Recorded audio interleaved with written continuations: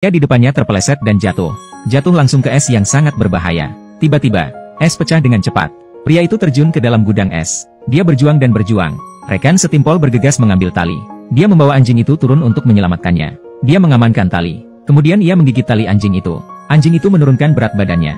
Ia berbaring di atas es. Dengan hati-hati, ia mendekati pria itu. Setengah jalan di atas es, ia tiba-tiba berhenti di jalurnya. Menjatuhkan tali pengikatnya. Tidak berani bergerak maju. Di belakangnya, Paulus mendorongnya untuk berani. Jadi, anjing itu mendapatkan kembali cengkramannya pada tali.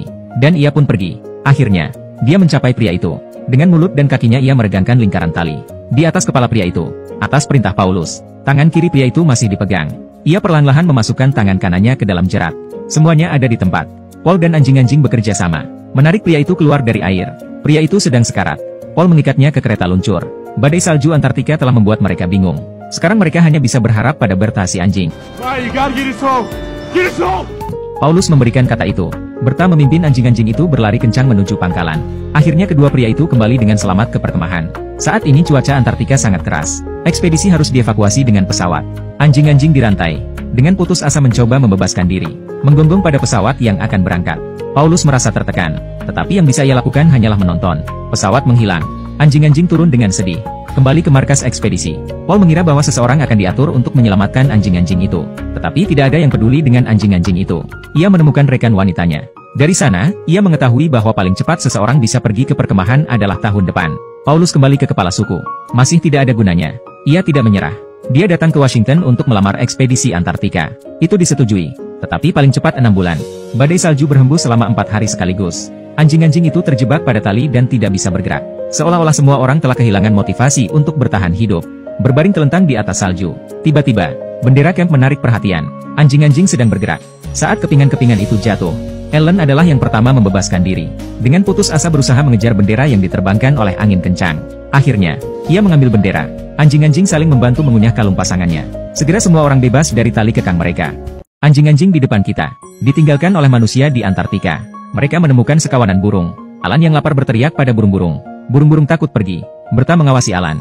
Ia harus mengatur ulang rencana penangkapan burungnya. Ia hanya mengirim beberapa ekor anjing ke satu sisi untuk mengulur waktu mereka. Kemudian ia menggonggong pada Alan lagi. Alan harus tetap tinggal. Tidak ada lagi yang main-main. Kemudian, Berta pergi ke sisi lain dari kawanan burung-burung.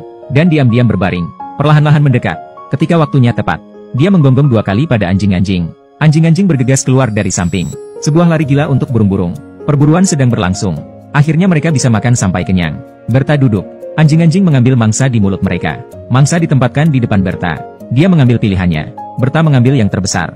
Sisanya dibagi rata. Tapi bukan Alan. Alan berbaring di tanah dan memohon. Hanya untuk dikejar dengan giginya yang tanggal. Dan kemudian pasangan yang lebih baik. Perlahan-lahan melamun. Dan ia akhirnya bisa makan. Dengan kerja sama tim yang hebat.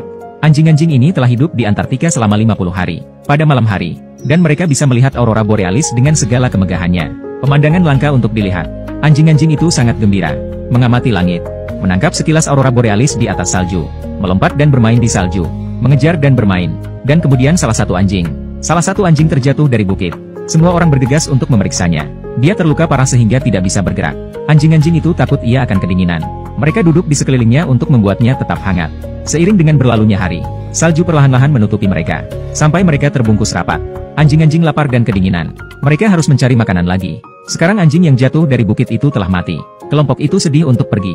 Tetapi mereka memilih untuk pergi karena mereka lapar. Hanya Alan yang tidak mau menerimanya. Ia tetap berada di sisi temannya. Satu persatu, anjing-anjing itu menghilang di telan salju dan angin. Ia masih ingin tinggal sedikit lebih lama.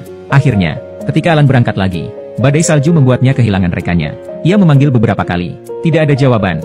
Ia tersesat bersama rekannya. Alan ditinggalkan oleh manusia.